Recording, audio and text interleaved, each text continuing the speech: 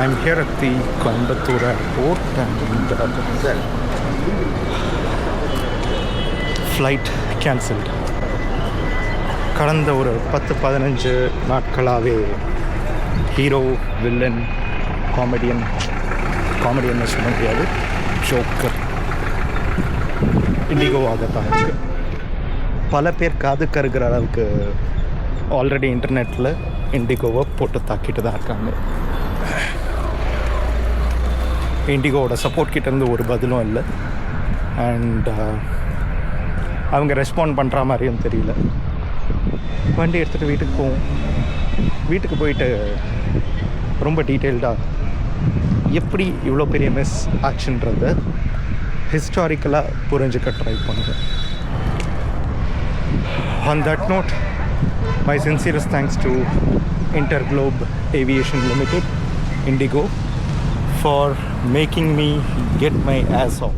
அடுத்து முக்கியமாக என்ன செய்ய போகிறோம், வீடு போயிட்டு கொஞ்சம் ரிசர்ச் பண்ணுவோம்.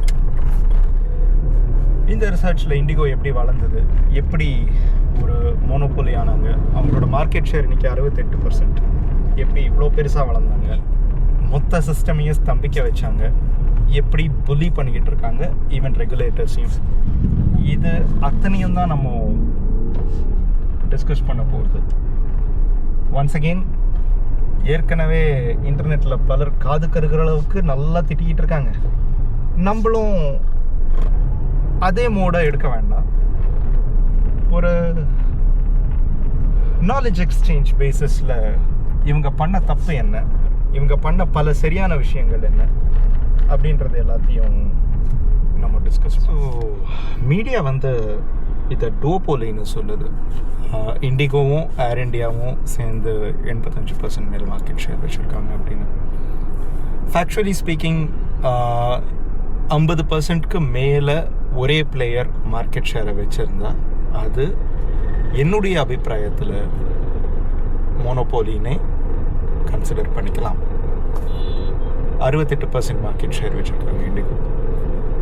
இது சரியா தப்பா அப்படின்றதெல்லாம் பார்த்தீங்கன்னா there are two ways to it. நானும் பிஸ்னஸ் ரன் பண்ணுறேன். மார்க்கெட் ஷேர் அதிகமாக இருந்தால் தான் நிறைய பணம் வரும், நிறைய ப்ராஃபிட்ஸ் வரும். So as a business man பார்த்தீங்கன்னா நல்லது. பட் ஒரு கன்சியூமர் ஸ்டாண்ட் பாயிண்ட்லேருந்து பார்த்தீங்கன்னா நம்ம வேறு ஆப்ஷனை கொடுக்க மாட்டேன்றோம். என்னென்னா நமக்கே தலைக்கு ஏறிடும், ஹெட் வெயிட்டடாக இருப்போம், நம்ம வைக்கிறதா சட்டம் அப்படின்ற அளவுக்கு போவோம்.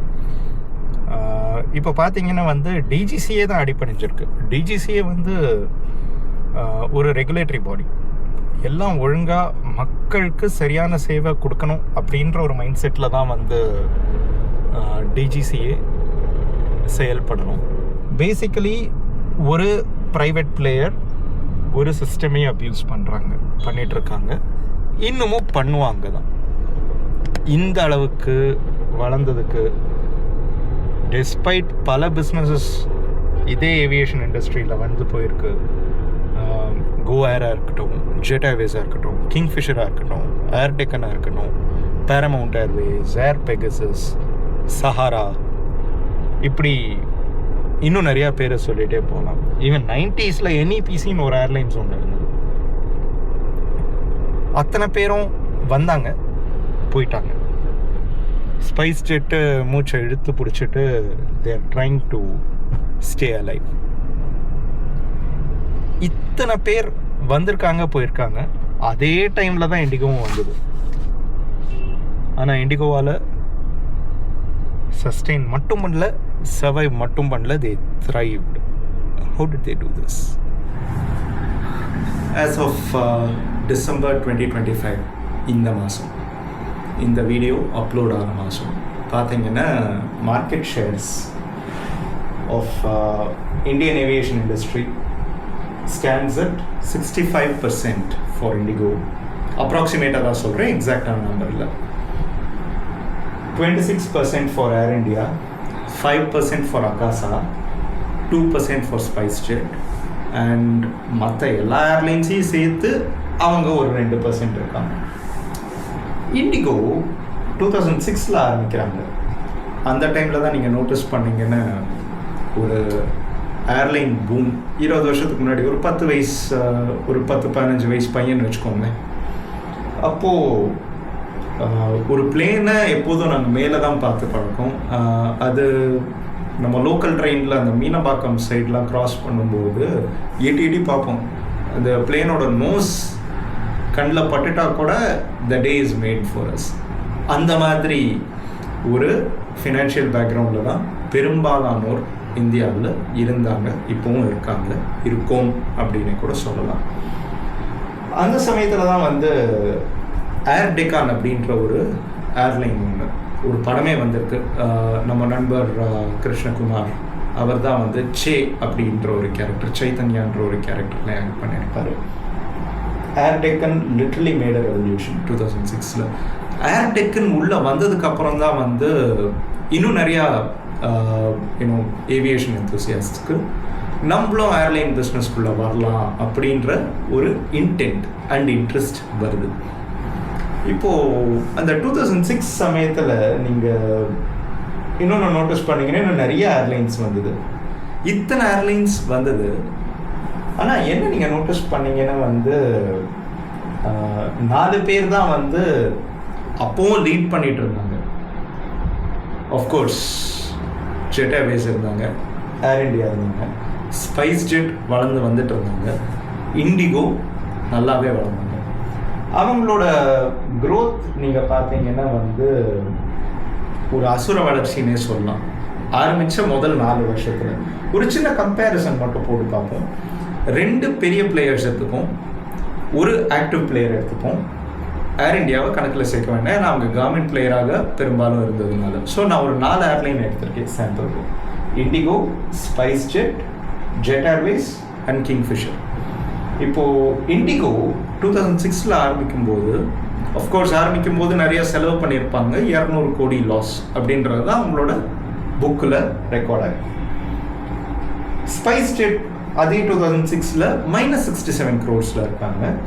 ஜெட் ஏர்வேஸ் பல வருஷமாக இருக்காங்க, தேர் வெட்டரன்ஸ், அவங்க ப்ராஃபிட்டில் இருக்காங்க 41 crores. அண்ட் கிங்ஃபிஷர் அப்போது ஆரம்பிக்கிறாங்க, அவங்க ஒரு அகலக்கால் எடுத்து வைக்கிறாங்க ஆரம்பிக்கும் போது, அதனால தான் வந்து 577 crores இருக்காங்க. அப்படியே வருஷம் நீங்கள் பார்த்தீங்கன்னா வந்து இண்டிகோ செகண்ட் இயரில் வந்து 235 crores அகெயின் லாஸ் தான் காட்டுறாங்க. பிகாஸ் அவங்க நிறையா மார்க்கெட்டிங் ஸ்பெண்ட்ஸ்க்காக வெளியிலேருந்து இன்வெஸ்ட்மெண்ட்ஸ், அதுக்கப்புறம் ஓவர் ஹெட்ஸ் நிறைய இன்கர் பண்ணுறாங்க. அதனால் அவங்க ப்ராஃபிட்ஸ் எதுவும் ரியலைஸ் பண்ணாமல் they were investing for the future. And 2008 பார்த்தீங்கன்னா வந்து 821 crores profit, 235 crores of loss 2007-8 financial இயரில் காட்டுறாங்க. 2008-9 821 crores ஆகுது. 2009-10 பார்த்தீங்கன்னா வந்து 485 crores ப்ராஃபிட் டிப் ஆகுது. அது ஏன்னா வந்து அந்த சமயத்தில் தான் வந்து இந்த ஃபியூவல் ப்ரைஸஸும் வந்து ஃப்ளக்சுவேட் ஆக ஆரம்பிக்குது. நீங்கள் நோட்டீஸ் பண்ணிங்கன்னா வந்து இந்த ஃபியூவல் ப்ரைஸஸ் எல்லாமே வந்து டாலரில் மட்டும்தான் வந்து ட்ரேட் பண்ணுறாங்க. அண்ட் இந்தியாவில் ஆயில் வெல்ஸ் கிடையாது. கயானா ஸ்டைலில் அந்தமானில் ஏதாவது ஒரு ஜாக்பாட் அடிக்குமான்னு இன்றைக்கும் ரிசர்ச் பண்ணிட்டு தான் இருக்காங்க. ஹோப்ஃபுல்லி கிடைக்கும்னு நம்புவோம். தட் அசைட் நம்ம அடுத்த ஏர்லைன்ஸ்க்கெல்லாம் நீங்கள் பார்த்தீங்கன்னா வந்து ஸ்பைஸ் ஜெட் 2008-9 ஃபினான்ஷியல் இயரில் 340 crores லாஸ் காட்டுறாங்க. அதுக்கப்புறம் மறுபடியும் தேர் க்ராலிங் பேக் டு ப்ராஃபிட், ஏன்னா லீடர்ஷிப் மாறுது, அந்த கம்பெனியை வித்துடுறாங்க, அதுவும் நடக்கிறது இன் பேரலல். ஜெட் ஏர்வேஸ் பார்த்தீங்கன்னா வந்து ரொம்ப ஸ்டெடியாக லைக் 2006 and 2007 ஃபினான்ஷியல் இயரில் வந்து 41 கோடி ப்ராஃபிட் காட்டுறாங்க. அதுக்கப்புறம் பார்த்தீங்கன்னா வந்து 400 சில்லற கோடி லாஸஸ் ரொம்ப கன்சிஸ்டண்ட்டாக காட்டுறாங்க. அப்புறம் நம்ம தலைவர் இருக்கார் கிங்ஃபிஷர் 577 crores-ன்றது, ஏன்னா ஏகப்பட்ட இன்வெஸ்ட்மெண்ட் வந்தது இல்லையா. 2006 and 2007 நிறைய ஏர்கிராஃப்ட் ஆர்டர்ஸ் எல்லாம் கொடுக்குறாங்க. A380 ஆர்டரே கொடுத்த முதல் airline in India was kingfisher அந்த சமயத்தில். 2007-8 வந்து கொஞ்சம் ஃபினான்ஷியல் ஸ்டேட்டஸ் இன்க்ரீஸ் ஆகுது. 409 crores வரைக்கும் லாஸ், அதாவது 577 409 crores லாஸ் வருது.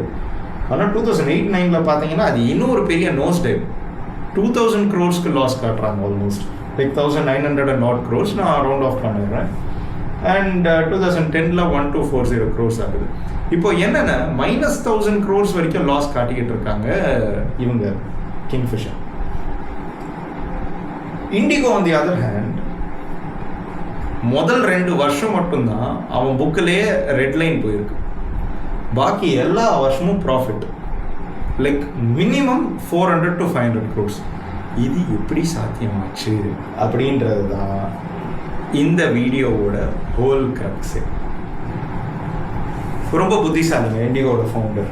அவர் ஆரம்பத்துலேருந்தே லீன் பிஸ்னஸ் மாடலில் தான் ஃபாலோ பண்ணணும்னு சொல்லி பண்ணிகிட்டு இருக்காங்க. இது பிட்டு தாங்க, ஏன்னா நம்ம பெரிய கான்டென்ட்டாக பேசணும் இல்லையா, மறந்துடக்கூடாதுன்றதுக்காக எழுதி வச்சுருக்குது. ஸோ இண்டிகோவில் என்ன பண்ணுறாங்கன்னா இந்த பிஸ்னஸ் கிளாஸ் கிடையாது, அதுக்கப்புறம் ஃப்ரீ ஃபுட்டு கிடையாது, அதுக்கப்புறம் ஓவனில் ஹீட்டரே கிடையாது. ஐ மீன் அந்த ஓவனே கிடையாது இதில் ஃப்ளைட் உள்ள. ஏன்னா நீங்கள் இன்ஃப்ளைட் ஓவன் வச்சிங்கன்னா அந்த ஹீட்டர்லாம் வச்சிங்கன்னா அதுக்கு தனியாக யூனிட் டு பவர் அப் இல்லையா, அதுக்கு ஃபியூவல் எவ்வளோ எடுக்கும், உங்களுக்கு சூடாக சாண்ட்விச்சே கிடையாதுறான் அப்படின்னு தான் அவங்க சொன்னாங்க.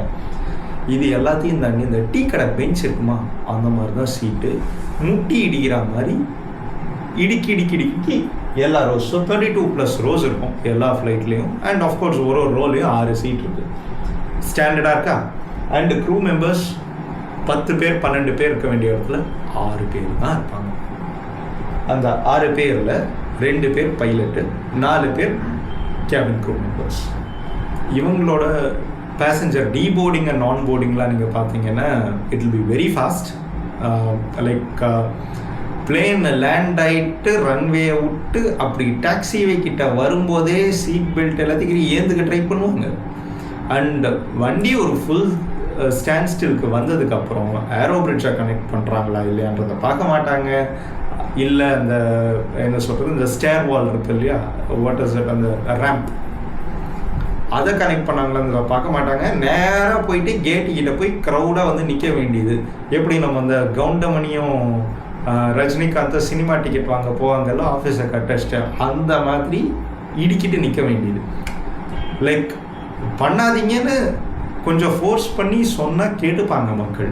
ஜெட் ஏர்வேஸ் அந்த ஒரு டீசன்சி டெக்காரமாக மக்களை மெயின்டைன் பண்ண வச்சாங்க.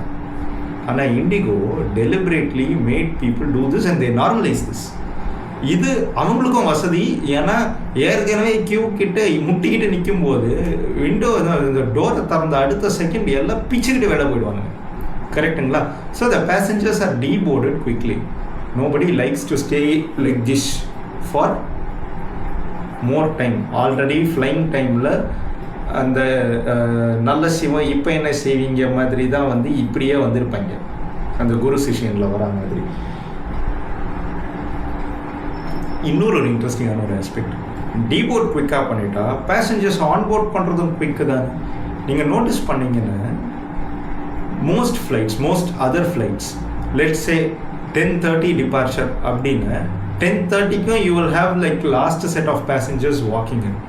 ஆனால் இண்டிகோ என்ன பண்ணுவாங்க, 10:30 டிபார்ச்சர் அப்படின்னு 10:15 எல்லா பேசஞ்சர்ஸும் உள்ளே வந்துடுவாங்க. அதுக்கப்புறம் அந்த புகை மூட்டமாக எல்லாத்தையும் போட்டு விட்டு ஒரு 5 minutes எல்லா பட்டனையும் அழுத்தி அது ஒரு கன்றாவி சாங் ஒன்று காலங்கரத்தாலாம் ஃப்ளைட் எடுத்தால் அதுவே தலைவேதனை கொடுக்கும். அந்த சாங்கை ஒரு 1/2 மணி நேரம் போட்டு வச்சு, ரொம்ப நேரம்லாம் போகாது, 1/2 மணி நேரம்லாம் ஒரு 5 நிமிஷம் தான் போகும். ஆனால் அந்த 5 நிமிஷமே 1/2 மணி நேரம் மாதிரி ஃபீல் ஆகும். ஸோ 10:30 ஃப்ளைட்டை 10:15 எடுத்துருவாங்க. Push back will be initiated by 10:15 for the 10:30 flight, which means in small airports runwayல 10:20 கிலோமே இருப்பீங்க. You'll be mid-air by 10:30, like you would have crossed a few miles by 10:30 actual takeoff time. And இவங்க arrival 10:30 flight ஒரு 1 hour flight. அதான் இப்போ கோயம்புத்தூரில் இருக்கே, சென்னைக்கு போனோன்னா 1 hour ஃப்ளைட்னு ஒன்று. 10:30னா அது 11:30க்கு ரீச் ஆகணும் தான் ஆன் பேப்பர் கொடுப்பாங்க. ஆனால் நம்ம 10:15 எடுத்துட்டாங்களா, 1 hour எடுக்காது ஃப்ளைட்டு, ஏற்கனவே 10 நிமிஷம் ஏர்லி. இவன் என்ன பண்ணுவான், ரன்வே கிளியரன்ஸ் எல்லாத்தையும் எடுத்துகிட்டு 11:05 போய் லேண்டே ஆகிடும். ஸோ 1/2 மணி நேரம் முன்னாடியே லேண்ட் ஆகிட்டோம் அப்படின்ற ஒரு கிரெடிட்டும் அவனுக்கு வந்துடுறது தான். அதனால தான் அவனுக்கு இண்டிகோ ஸ்டாண்டர்ட் டைம் அப்படின்வானுங்க. அது வெறும் வடை தான். ஏன்னா லேண்ட் ஆகிறீங்க ஃப்ளைட்டை விட்டு வெளில வரணும்னா டாக்ஸி வேல போயிட்டு ஒரு 8 போட்டு ஏரோ பிரிட்ஜை கனெக்ட் பண்ணி அதுக்கப்புறம் பேசஞ்சர்ஸ் எல்லாம் இறக்கி விட்டு நாங்கள் அவ்வளோ தூரம் இறங்கி எக்ஸிட் போகிறதுக்குள்ள 11:30 ஆகும். எட் மற்ற ஏர்லைன்ஸ் எல்லாம் 11:30 தான் லேண்டே ஆகும். ஆனால் இவன் 11:30 ஏர்போர்ட்டை விட்டு வெளியே வந்து நீங்கள் ஒரு கேபையோ இல்லை உங்களுக்குன்னு ஒரு வண்டியை நீங்கள் வச்சுருந்தாலும் அதிலே போய் ஏறி நீங்கள் கம்ஃபர்டபுளாக உட்காந்துடலாம். இதுதான் இண்டிகோவோட எஃபிஷியன்சி. இதெல்லாம் நல்ல விஷயமா? ஆமாம், நல்ல விஷயம். இதனால் என்ன ஆகுதுன்னா, அவன் வந்து ஒரு 5 ஃப்ளைட்டை இதே மாதிரி ஒரு 15 minutesக்கு ஏர்லியராக விட்டாங்க. Extra 1 flight per day he can run, which means let's say 365 days-உம் இல்லைனாலும் ஒரு 300 days-க்கு he can have 1 extra flight with that aircraft இல்லையா? ஸோ 300 extra flights-நாலே வந்து additional profits தானே. இவ்வளோ நல்ல புத்திசாலித்தனமாக யோசிச்சிருக்காங்க. திஸ் டசன்ட் மீன் இவங்களுக்கு சேலஞ்சஸே இல்லை. இண்டிகோ ஒரு புத்திசாலியான ஒரு ஏர்லைனுங்க. அதனோட சிஇஓ, அதனோட சேர்மன் எல்லாருமே ரொம்ப புத்திசாலி. இப்போ நானும் வந்து ஒரு ஸ்டார்ட் அப் ஃபவுண்டர் தான். இதுக்கு முன்னாடி ஒரு ஏஜென்சி வச்சுருந்தேன், திவாலாச்சு. பல கம்பெனியில் எம்ப்ளாயியாக இருந்து அப்படி தான் நான் கற்றுக்கிட்டு வளர்ந்து வந்தேன். நானே மிஸ்டேக் பண்ணி தான் வளர்ந்தேன். ஆனால் இண்டிகோவோட சிஇஓ ரொம்ப புத்திசாலி. அடுத்தவன் மிஸ்டேக்கை பார்த்து நம்ம ஆள் உடனே கோர்ஸ் கரெக்ஷன் பண்ணிகிட்டு இருந்தோம். இப்போது இந்தியாவோட பாப்புலேஷன் பார்த்தீங்கன்னா ரொம்ப அதிகம். கரெக்டாக லைக் பாப்புலேஷனோட வால்யூம்னாலே பார்த்தீங்கன்னா ஏவியேஷனோட டோட்டல் அட்ரஸபிள் மார்க்கெட் டேம்னு எங்களோட மார்க்கெட் ரிசர்ச் லாங்குவேஜில் லைக் அமெரிக்காவை விட 3 மடங்கு அதிகமான மக்கள் இந்தியாவில் இருக்காங்க டு ஃப்ளை. ஐ மீன் நான் மொத்த பாப்புலேஷனையும் சொல்ல, people who can afford to fly பார்த்தீங்கன்னா அமெரிக்காவை விட 3x இருக்காங்க பாப்புலேஷன். டெஸ்பைட் திஸ் அஃபோர்டபிலிட்டின்னு பார்த்தா வந்து ஒரு பார்டர் லைன் இல்லை ஃப்ரிஞ்சுன்னு தான் சொல்ல முடியுங்க. அது ஏன் பார்டர் லைன் ஒரு ஃப்ரிஞ்சுன்னு நான் சொல்கிறேன்னா வந்து ஆவரேஜ் டிக்கெட் காஸ்ட் எடுத்துக்கிட்டிங்கன்னா வந்து ஐம் சேயிங் ஆவரேஜ் 1 hour ஃப்ளைட்டாக இருக்கட்டும், 3 hour ஃப்ளைட்டாக இருக்கட்டும், 80 hour ஃப்ளைட்ஸாக இருக்கட்டும், இது எல்லாம் லைக் அந்த டிஸ்டன்ஸை பேஸ் பண்ணி நான் காஸ்ட்டை நான் கம்ப்யூட் பண்ணல. எல்லாத்தையும் கன்சாலிடேட்டாக வச்சு ஒரு அக்ரிகேட்டட் காஸ்ட்டாக நான் பார்த்தா ஒரு டிக்கெட்டோட காஸ்ட் அப்படின்னு பார்த்தா it shouldn't go beyond 5,000 rupees அப்படின்ற ஒரு த்ரெஷோல்டுக்குள்ளே தான் மக்கள் செயல்பட்டுருக்காங்க. ஃப்ளைட் காஸ்ட் இவ்வளோ ஜாஸ்தியாக இருக்கா, பேசாமல் நம்ம ட்ரெயின்லேயே போய்க்கலாம்ப்பா, இல்லை உடுப்பா இவ்வளோ செலவு பண்ணுறதுக்கு நம்ம 4 பேர் இருப்போம்ல ஓட்டிகிட்டே போயிடுவோம் இப்படின்னு யோசிக்கிறவங்க இருக்காங்க இல்லையா? ஸோ இந்த ஒரு மைண்ட் செட் உள்ள மார்க்கெட்டில் தான் செயல்படணும். அப்படின்ற பட்சத்தில் டிக்கெட் காஸ்ட்டை ஏற்ற முடியாது. ஆன் தி அதர் ஹேண்ட் இந்த ஃபியூவல் காஸ்ட் இருக்குது இல்லைங்களா, இந்த fuel cost constitutes 30 to 40% of the total operational expenses for any airline in India. ஏன்னா ஏற்கனவே $to INR கன்வர்ஷனில் இது நிறைய லாஸஸ் பார்க்குறோம். Because Indian Ruby is weaker. உண்மை அதுதான். அண்ட் ஏதாவது ஒரு சின்ன பிரச்சனை எங்கேயாவது ஏதோ ரஷ்யா உக்ரைனை அடிச்சுக்கிட்டாங்கன்றதுனால ஃபியூவல் விலை பிச்சுக்கும். லைக் கத்தாரை தாண்டி தான் வந்து இந்த ஈரானும் இவனுங்களும் இஸ்ரேலும் சண்டை போட்டுக்கிட்டு இருந்தானுங்க. ஆனால் இட்ஸ் ஆயில் ப்ரொடியூசிங் கண்ட்ரின்றதுனால அதனால ஃபியூவல் காஸ்ட் பிச்சுக்குச்சு. பேசஞ்சர் காஸ்ட்டை ஒரு த்ரெஷோல்டுக்கு மேலே, அந்த ஆவரேஜ் காஸ்ட்டை 5,000 ரூபாய்க்கு மேலே ஏற்ற முடியாது. ப்ராஃபிட் மார்ஜின்ஸை பார்த்தீங்கன்னா வந்து அப்போ வேறு எங்கே தான் வச்சு ப்ளே பண்ணலாம் அப்படின்னு சொல்லி யோசிக்கும் போது இண்டிகோ ஒரு சில மாஸ்டர் ஸ்ட்ரோக்ஸை ஆரம்பிக்கும் போதே, ஏன் ஆரம்பிக்கிறதுக்கு முன்னாடியே பண்ணிட்டாங்க.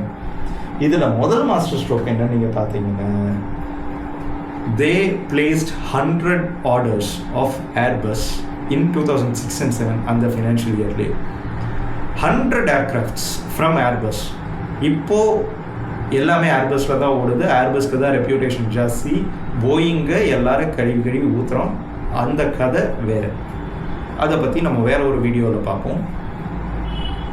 போயிங் எடுத்துக்கிட்டிங்கன்னா வந்து இன்றைக்கி அவங்களோட சேஃப்டி இஷ்யூஸ் அதிகமாக இருக்குது இல்லையா? இன்றைக்கி போயிங்கோட நிலைமை என்ன இருக்குது, அதே நிலைமையில் ஏர்பஸ்க்கு இருந்தது பேக் இன் 2005 and 2006. அந்த ஏர் ஃப்ரான்ஸ் A330 இருக்கட்டும், அந்த பேன் அமெரிக்கன் ஏர்லைனாக இருக்கட்டும், இந்த மாதிரி நிறையா ஏர்லைன் ஏவியேஷன் ஆக்சிடென்ட்ஸ் நடக்கிறது.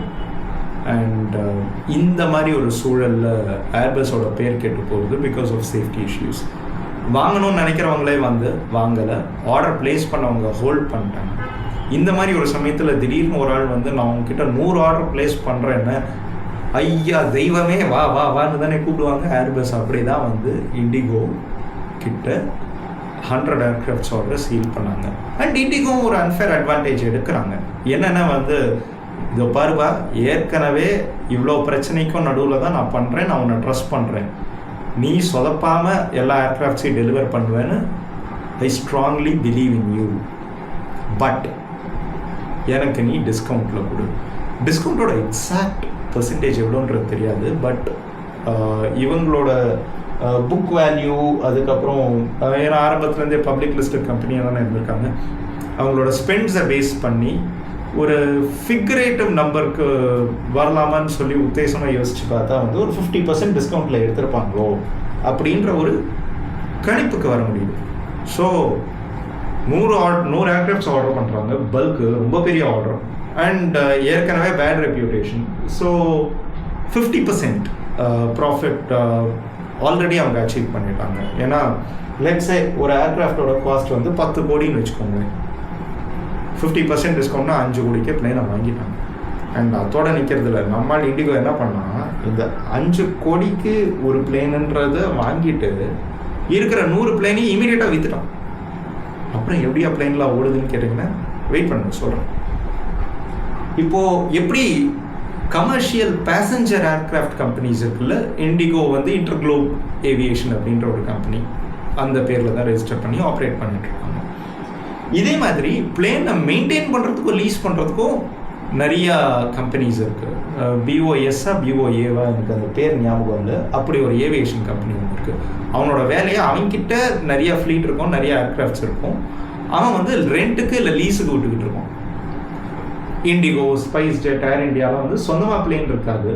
அவங்க என்ன பண்ணுவாங்க, வாடகைக்கு பிளேன் எடுத்து, இப்போ எப்படி நீங்கள் ஒரு டாக்ஸியோ இல்லை பைக்கோ வச்சுக்கணும் அப்படின்னு சொந்தமாக வாங்குறதுன்னா உங்ககிட்ட அவ்வளோ பைசா இருக்காது. ஆனால் எனக்கு இந்த ஒரு வாரம் மட்டும் ஃப்ரெண்ட்ஸ் வராங்க, ஃபேமிலி மெம்பர்ஸ் வராங்கன்னு என்ன பண்ணுவீங்க, நீங்கள் வாடகைக்கு எடுப்பீங்களே, அந்த மாதிரி ஒரு லாங் டேர்ம் லீஸ் ஒரு லாங் டேர்ம் ரெண்டல் கான்ட்ராக்டை அந்த ஏவியேஷன் கம்பெனியோட போடுறது தான் வந்து மெஜாரிட்டி ஆஃப் த ஏர்லைன்ஸ் பண்ணுறது. இண்டிகோ என்ன பண்ணால், அவன் வாங்கின 100 ஏர்க்ராஃப்டையும் எடுத்து அந்த மாதிரி ஒரு கம்பெனிக்கு விற்றுறான். அதான் சொன்னேன், பேர் மறந்து போச்சுங்க, பிஓஎஸோ பிஓஏவோ, அந்த ஏர்லைன் கம்பெனிக்கு தான் வந்து விற்றுருக்காங்க. இவன் அதுலேயும் பணம் பார்க்கணும்ல, ஏற்கனவே 50% டிஸ்கவுண்ட்டில் வாங்கியிருக்கான். இவன் என்ன பண்ணான், எக்ஸ்ட்ரா 10% மார்ஜின், 5 கோடி ரூபாய் பிளேனை 5.5 கோடி ரூபாய்க்கு விற்கும். அதே மாதிரி 100 பிளேன் அப்படின்னு அங்கேயே ஆன் பேப்பர் வந்துடுச்சுங்களா, அவனுக்கு ப்ராஃபிட்டு 50 கோடி ரூபாய் ப்ராஃபிட்டாகவே வந்துடுச்சு. கரெக்டுங்களா? வாங்கின பிளேனையும் விற்றாச்சு. ஸோ அந்த இது கேப்பும் இருக்குது அவன்கிட்ட. இது அத்தனையும் இருக்கிற பட்சத்தில் he did not stop there. அந்த லீசிங் ஃபார்மோட இன்னொரு டீலையும் ஸ்ட்ரைக் பண்ணான். இது பாருப்பா, இம்மீடியட்டாக டெலிவரி ஒன்று கிடைக்கிது. ஏர்பஸ் கிட்ட நீ இதே மாதிரி 100 பிளேன் ஆர்டர் பண்ணேன்னா it will take for you to get delivered. ஆனால் நான் இப்பயே உனக்கு நான் பிளேனை நான் கொடுத்துறேன். அண்ட் நீயா போய் வாங்கியிருந்தேன்னா 10 கோடி ரூபாய், நான் இப்போ கொடுத்ததுனால உனக்கு 5.5 கோடி ரூபாய். ஸோ என்ன பண்ணணும், நான் அப்ஃப்ரண்ட்டாலாம் நான் பைசா தர மாட்டேன், நான் ஆப்ரேட் பண்ணி தான் நான் வந்து உனக்கு பைசாவை ரெண்ட்டாக நான் பே பண்ணுவேன். எனக்கு அப்ஃப்ரண்ட்டாலாம் நீ ரெண்ட்டுக்கு என்னென்ன பிச்சு போடுவேன் அப்படின்னு சொல்லியிருக்காங்க. ஸோ இந்த ஏவியேஷன் லீசிங் கம்பெனிஸ் எல்லாம் பார்த்தீங்கன்னா வந்து அவங்களோட மாடல் அப்படின்னு, அவங்ககிட்ட ஏற்கனவே ஆயிரக்கணக்கான பிளேன்ஸ் இருக்கும். ஆல்ரெடி இண்டிகோக்கே கூட வந்து வாடகைக்கு விட்டுருக்கலாம் பல பிளேன்ஸு. ஏற்கனவே வந்து ஒரு லாயல் கஸ்டமராக இருக்காங்க. அண்ட் இவனே வந்து ஒரு டீலையும் நமக்காக க்ளோஸ் பண்ணி கொடுத்துருக்கான் தெய்வம்னு சொல்லிட்டு ஒத்துக்கிறாங்க. அண்ட் என்னென்னா ஒரு மிகப்பெரிய அட்வான்டேஜ்னு பார்த்தீங்கன்னா இண்டிகோவுக்கு, ஒரு எக்ஸாம்பிளுக்காகவே சொல்லாமல், நீங்கள் ஒரு கார் வச்சுருக்கீங்கன்னு வச்சுக்கோங்களேன், அந்த கார் ஒரு டிப்ரிஷியேட்டிங் அசெட், ஒத்துக்கிறீங்களா? நீங்கள் வாங்கின அன்னியிலேருந்து அதனோட வேல்யூ குறைய தான் செய்யும். ஏன்னா யூஸ் பண்ண தேய்மானம் அதிகமாகும். கரெக்டாக? அந்த மாதிரி தேய்மானம் ஆகிட்டே இருக்கும்போது நீங்கள் ரிப்பேர் பண்ணுமா, அடிக்கடி மெயின்டெனன்ஸ் அதுக்காக ஒர்க் பண்ணுமா? ரிப்பேர் மெயின்டெனன்ஸ் விடுங்க, ஓவர் ஆயிலிங் பண்ணிக்கிட்டே இருக்கணும். ஏன்னா நம்ம ஆஸ் சிம்பிள் அஸ் இந்த காற்று அடிக்கணும், லேண்ட் ஆகும்போது வந்து லைக் ஹெவி லோடில் அது டென்ஷன் வரும், லைக் எவ்வளோ ஹீட்டு அந்த டயர் இது பண்ணணும், வல்கனைஸ் பண்ணணும் அடிக்கடி டயர்ஸை, அண்டு சமயத்தில் மாற்ற வேண்டியதும் வரும் ரெகுலராகவே டயர்ஸு. ஸோ இவ்வளோ செலவு தான் சொந்தமாக பிளேன் வச்சுருந்தா. ஸோ இந்த ஓவர் ஹெட் காஸ்ட்ஸையும் இவங்க தவிர்த்துட்டாங்க. சொந்தமாக ஒரு பிளேன் இல்லை, ஆரம்பிக்கிறதுக்கு முன்னாடியே வந்து பேலன்ஸ் ஷீட்டில் ப்ராஃபிட்டு. இப்போ புரியுதுங்களா? நம்ம அது காட்டணுமே 2008 and 9 821 crores and 2009 and 10 dip ஆச்சு, அது 485 crores. அதுக்கப்புறம் ஆவரேஜாக அந்த 400 crore ப்ராஃபிட் மார்ஜின்லேயே அவங்க ஆப்ரேட் பண்ணிட்டு போயிட்டு இருந்திருக்காங்க. அந்த எக்ஸ்ட்ரா ஸ்பைக் வந்ததுக்கு காரணம் இந்த ஏர்பஸ் டெலிவரியில் நடந்ததுனால தான். இவ்வளோ விஷயங்கள் நடந்ததுக்கப்புறம் IndiGo why did it get in to a lot of trouble? என்னென்னா அவங்க even before they took off they saw ப்ராஃபிட்ஸ்னு சொன்னால பேசிக்கலி ஆடாமல் ஜெயிச்சோம் மாட்டான்னு அந்த லீன் மாடல் தான் எப்படி பேக் ஃபயர் ஆகிருக்கு, ஏன் இந்த மெல்ட் டவுன் அப்படின்றத நம்ம டீட்டெயில்டாக இப்போ பார்க்கணும். லீன், ஃப்ரூகல், மினிமலிசம், இந்த 3 விஷயமும் உங்களுடைய பிஸ்னஸை வேறு லெவலுக்கு அசுர வளர்ச்சிக்கு வழிவகுக்கும். இண்டிகோவே ஒரு எக்ஸாம்பிள் தான் அதுக்கு, நீங்கள் நோட்டீஸ் பண்ணீங்க. ஜெட் ஏர்வேஸை பற்றி லைட்டாக நம்ம பின்னாடி போய் பார்த்தோம்னா உங்களுக்கு ஈஸியாக புரிய வரும். இப்போ ஜெட் ஏர்வேஸ் வந்து they saw profits from their customer, but indigo அப்படி கிடையாது. சொன்னல அந்த ஆடாமல் ஜெயிச்சோமாடா, அது அவனோட ஃப்ளோர் எஃபிஷியன்சி, அந்த லீன் பிஸ்னஸ் மாடல், எப்படி டீ கடை பெஞ்ச் மாதிரி சீட்டை வச்சான்றதுலேருந்து எப்படி இன்ஃப்ளைட் அவன் இல்லாமல் இருக்கிறது, இந்த மாதிரி பல சின்ன சின்ன விஷயங்கள் ஃபியூவல் கன்சம்ஷனை கம்மி பண்ணியிருக்கு, ஃப்ளைட் லோடை கம்மி பண்ணியிருக்கு, அண்ட் அவனோட வால்யூம் கேமில் பெரிய லெவலில் ப்ராஃபிட்ஸை ஈல்டு பண்ணியும் கொடுத்துருக்கு. Profits from customers are good, but profits by our floor efficiency will increase the longevity of your business. இதுக்கு இண்டிகோ ஒரு நல்ல எக்ஸாம்பிள். நான் இப்போ இண்டிகோவை அட்வொகேட் பண்ணுற மாதிரி தான் பேசுகிறேன். இவன் எதை இண்டிகோ கிட்ட காசு வாங்கிட்டு தான் வீடியோ போடுறான்னு நினச்சிக்கிட்டு இருந்தீங்கன்னா வெயிட், இப்போ இனிமேல் அடி துவம்சம் தான் பண்ண போகிறேன் இண்டிகோவை. பாருங்க, மார்க்கெட் ஷேர் சொன்னால அந்த 60% மேலே போகுது. Even the best players, there is something called Competition Council for India அப்படின்னு ஒன்று இருக்குன்றதே இந்த இன்சிடென்ட்டுக்கு அப்புறம் தான் எனக்கே தெரிய வருது. இவனோட வேலை என்னென்னா, இந்த மோனோபோலி, டுவோபோலி அவன் வைக்கிறதா சட்டம் அப்படின்றதெல்லாம் கூடாது. நம்ம ஜி தான் வந்து என்ன பண்ணிட்டாரு, அம்பானி அதானியை தாண்டி எவனையும் வளர விடுறதில்ல. போர்ட்டுன்னா அதானியை தவிர வேறு எவனுமே கிட்டே போகிறது கிடையாது. ஏர்போர்ட் மெயின்டெனன்ஸும் கிட்டத்தட்ட அந்த மாதிரி தான் ஆகிட்டுருக்கு. ஏர்லைன்னு இண்டிகோவை தவிர வேறு எவனுமே இல்லை. இது ஒரு என்ன சொல்கிறது, பாப்புலேஷன் டென்ஸ் கண்ட்ரிக்கு காம்படிஷன் அதிகமாக இருந்தால் தான் சர்வீசஸ் நல்லா கிடைக்கும். கரெக்டுங்களா? அண்ட் மக்கள் பெஸ்ட் யார் கொடுக்குறாங்களோ அவங்கள நோக்கி தான் போவாங்க. What I'm trying to say over here is, தப்பு எல்லாரும் தான் பண்ணுறாங்க. இப்போது இருக்கிற ஏவியேஷன் மினிஸ்டர் ரொம்ப டிப்ளமேட்டிக்காக ஹேண்டில் பண்ணுறாரு அண்ட் ரொம்ப மெஷர்ட் ரெஸ்பான்ஸாக கொடுக்குறாரு, ரொம்ப ரெஸ்பான்சிபிளாகவும் பதில் சொல்கிறாரு. Due credit to him.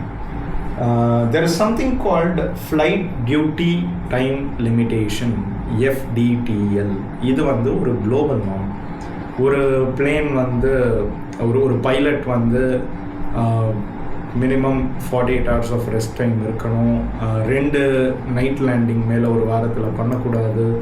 அதுக்கப்புறம் அந்த 2 AM to 6 AM ஃப்ளைட்ஸ் வந்து லைக் வாரத்தில் 1 இல்லை 2 தான் வந்து அவங்க எடுக்கணும். அந்த மாதிரிலாம் வந்து நிறைய ரூல்ஸ் கொடுத்துருக்காங்க.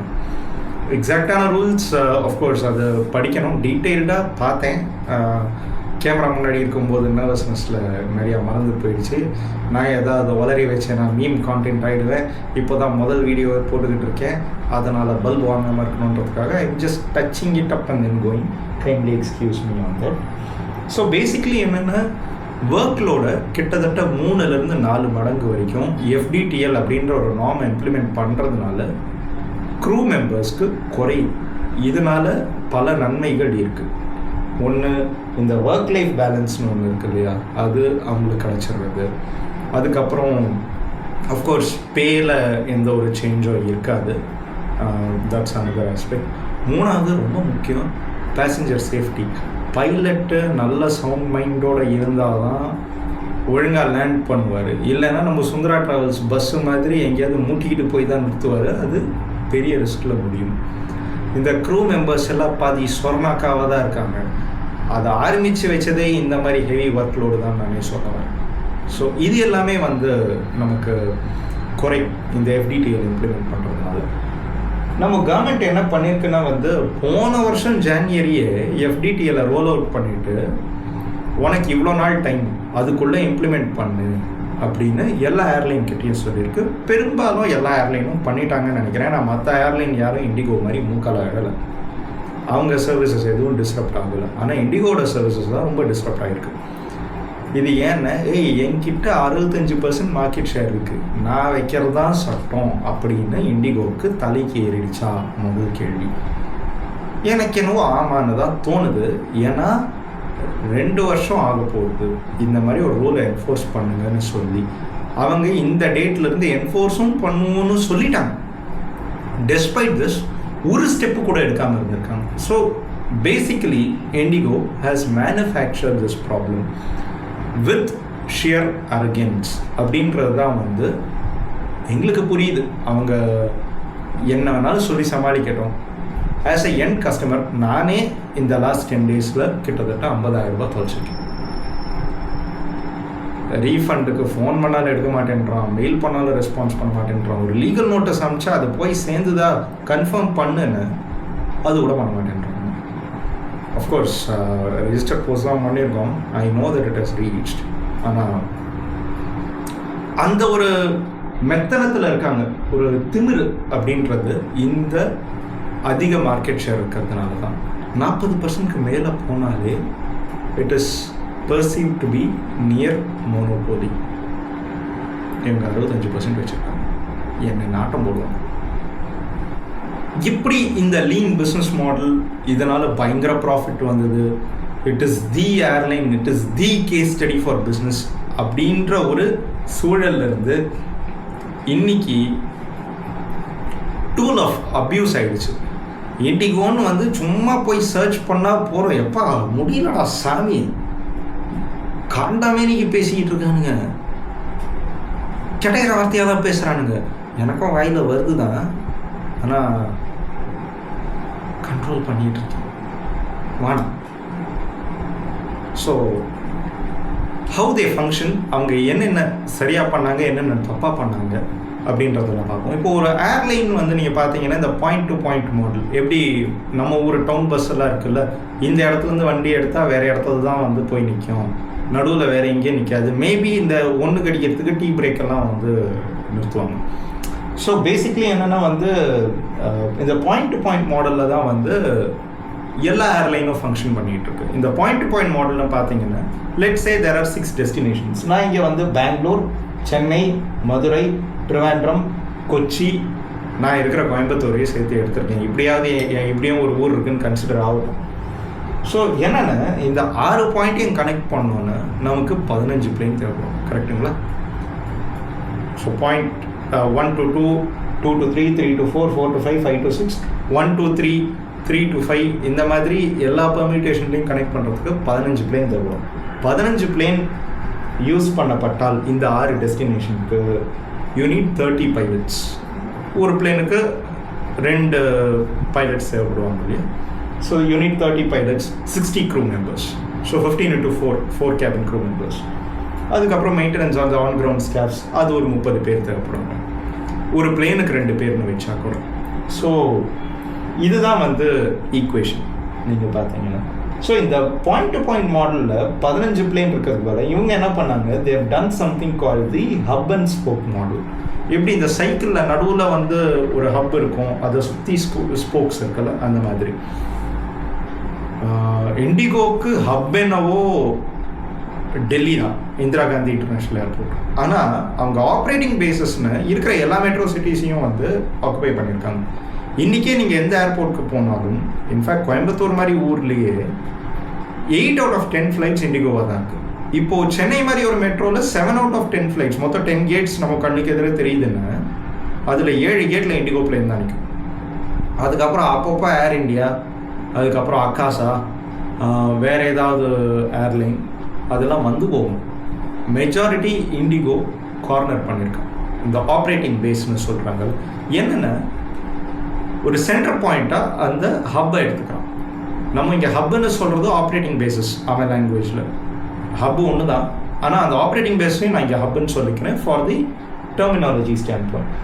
இப்போது இன்ஸ்டெட் ஆஃப் 15 பிளேன்ஸ் 5 பிளேன் இருந்தால் போகிறோம். என்னென்ன பாயிண்ட் ஏலேருந்து ஹப்புக்கு கொண்டு வந்துட்டா கனெக்டிங் ஃப்ளைட் மூலியமாக பேசஞ்சர்ஸ் மற்ற டெஸ்டினேஷனுக்கு போயிருக்கலாம். ஓகேங்களா? மொத்தம் 6ன்னு அந்த ஒரு ஃப்ளைட்டே வந்து ஸ்டாப் ஓவரில் இன்னொரு இடத்துக்கு போயிடும். ஸோ ஒரு அந்த ஆக்சுவல் டெஸ்டினேஷன் இப்போது கோயம்புத்தூர்லேருந்து நான் போகிறேன்னா வந்து ஏர் இண்டியா ஃப்ளைட் வந்து 3 மணிக்கு ஒன்று இருக்குது. அது ஆக்சுவலி டெல்லி போகிற ஃப்ளைட்டு. இட் கோஸ் வயா சென்னை. அதே மாதிரி இண்டிகோ வந்து சூரத்துக்கு சென்னையிலேருந்து ஒரு பிளேன் ஒன்று இருக்குது. ஆக்சுவலி இது கோயம்புத்தூர்லேருந்து சென்னை போயிட்டு அதுக்கப்புறம் அங்கேருந்து சூரத் போகும் 11:30 மணிக்கு. இதுதான் வந்து இந்த hub and spoke model. So basically என்னென்னா, சென்னையை வந்து ஹப்பாக வச்சுட்டு மதுரையிலேருந்து ஒரு பிளேன் போகும் மும்பைக்கு. இந்த மாதிரி அவங்க ஆப்ரேட் பண்ணுறாங்க. ஓகேங்களா? ஸோ இதனால் என்ன ஆகுதுன்னா வந்து 15 பிளேன் இருக்க வேண்டிய இடத்துல 5 பிளேன் இருந்தால் போதும். 2 அட்வான்டேஜ். ஒன்று, டைம் நிறையா சேவ் ஆகும். இப்போ என்னென்னா, இந்த பாயிண்ட் டு பாயிண்ட் மாடலில் மொத்த டெஸ்டினேஷனையும் கவர் பண்ணி வரத்துக்கு இட் வில் டேக் அட்லீஸ்ட் 30 ஹவர்ஸ்னு வச்சுக்கோங்க. இங்கே மொத்த டெஸ்டினேஷனையும் வித்தின் 4 hours கவர் பண்ணிடலாம் maximum. Considering the distance, the flying time. இப்போ டெல்லிலாம் லாங்கர் டிஸ்டன்ஸாக இருக்கும். அது எல்லாத்தையும் கன்சிடர் பண்ணியும் தான் நான் சொல்கிறேன். இந்த ஆவரேஜ் டைமை தான் நான் எடுத்திருக்கேன். Considering the time to fly such a long distance, the average time taken is what it takes 30 hours in a point-to-point model to cover the entire set of sectors. அது எல்லாத்தையும் 4 மணி நேரத்துலேயே அச்சீவ் பண்ண சாத்தியம். Okay, 5 மணி நேரம்னு வச்சுக்கோங்க. ஏன்னா இங்கே வந்து 15 times ஃபாஸ்டர்னு நான் போட்டிருக்கேன். ஸோ நம்பர்ஸ் கேல்குலேட் ஆகுது, மேக்ஸில் வீக்கு. ஸோ காமிச்சிக்காதீங்க. எல்லா டெஸ்டினேஷனையும் கவர் பண்ணிடுறாங்க, ரொம்ப ஷார்ட் டைமில் பண்ணுறாங்க. அண்டு நிறையா ஸ்டாஃப் மெம்பர்ஸும் கிடையாது. அப்படின்ற பட்சத்தில் இருக்கிற ஸ்டாஃப் மெம்பர்ஸு அவங்களோட ஆக்சுவல் பெர்மிசிபிள் ஒர்க்லோட குறைஞ்சது 3 மடங்காவது அதிகமாக வேலை பார்ப்பாங்கன்ற ஒரு லாஜிக் உங்களுக்கு இங்கே புரியுதா? இப்போது ஏன் இந்த FDTL முக்கியம்னு உங்களுக்கு தெரியுதுங்களா? ஒரு பேசஞ்சரோட சேஃப்டிக்கு. ஸோ இது எல்லாம் தான் வந்து இண்டிகோவோட இன்னைக்கான க்ரைசிஸ்க்கு காரணம். டிஜிசி என்ன பண்ணுறாங்கன்னா வந்து லைக் மொத்த ஏர்லைன் ஏவியேஷன் இண்டஸ்ட்ரியும் வந்து ஸ்தம்பிச்சு போயிருக்கு. பிகாஸ் ஒரு மோனோபோலி விட்டோம் அப்படின்னு சொல்லிட்டு மினிஸ்டர் வந்து கூடிய சீக்கிரம் நாங்கள் 5 காம்படிட்டர்ஸ் வரைக்கும் ஆஸ் எஃபிஷியன்ட் ஆஸ் இண்டிகோ கொண்டு வரணும்னு பார்ப்போம். அதுக்கப்புறம் வந்து இவங்களோட ஓனர்ஷிப்பை பின் டவுன் பண்ணியிருக்காங்க. அண்ட் தென் நிறையா கரெக்டிவ் மெஷர்ஸ் எடுத்திருக்காங்க, ஒர்க் லைஃப் பேலன்ஸை பார்த்துருக்காங்க. இப்போ passenger are facing a lot of issues in their own mobility. அந்த விஷயத்தையும் கூடிய சீக்கிரம் கரெக்ட் பண்ணிவிடுவோம்னு சொல்லியிருக்காங்க. பண்ணிவிடுவாங்கன்னு தான் நம்புகிறோம். பிகாஸ் இங்கே தமிழ்நாடு பொறுத்தவரை ஸ்டேட் எலெக்ஷன் வருது. பிஜேபியை பொறுத்த மட்டும் கொஞ்சம் அரகென்ட்டு தான், இஷ்டத்துக்கு பேசுவாங்க. ஆனால் எலெக்ஷனில் ஜெயிக்கணுன்றதுக்காக உடனே கரெக்டும் பண்ணக்கூடிய ஒரு கேபினெட்டு தான் இது. ஸோ ஹோப்ஃபுல்லி இருக்கிற பிரச்சனை எல்லாமே ரிசால்வ் ஆகும்னு நம்புவோம். இதே மாதிரி இன்னும் நிறையா வீடியோஸோடு நான் உங்களை மறுபடியும் வந்து சந்திக்கிறேன். தேங்க்ஸ் ஃபார் வாட்சிங். Please subscribe. லைக் இந்த மாதிரி ஒரு கான்டென்ட்டை டெவலப் பண்ணுன்ற ஒரு இன்டென்ஷனே இல்லை. I had a different plan altogether. But இந்த க்ரைசிஸோட விக்டிமும் நான் திட்டி போடணுன்றது தான் என்னோடய ஃபஸ்ட் இன்டென்ஷன். முதல்ல இன்ஸ்டா 360 வாங்கிட்டு ஒரு வீடியோவாக அப்லோட் பண்ணணும், என்னத்துக்கு நெகட்டிவாக பண்ணணும். இதே ஒரு லேர்னிங்காக மக்களுக்கு புரிகிற மாதிரி எனக்கு தெரிஞ்ச விதத்தில் நான் இப்போ தான் வந்து கேமராக்கு முன்னாடி ஆக்டிவாக பேசணும்னு ஆசைப்பட்டு வந்திருக்கேன். ஸோ என்னோட கம்யூனிகேஷன், என்னோடய ஸ்டைல், என்னோடய அப்ரோச் இது எல்லாமே இம்ப்ரூவ் ஆகும். நீங்கள் சப்ஸ்கிரைப் பண்ணுங்கள். கீப் வாட்சிங், கீப் ஷேரிங் ஃபார் மீ. இது இருந்ததுன்னு I will get better on a daily basis, and importantly I'll be more consistent as well. Sincerest thanks. See you soon.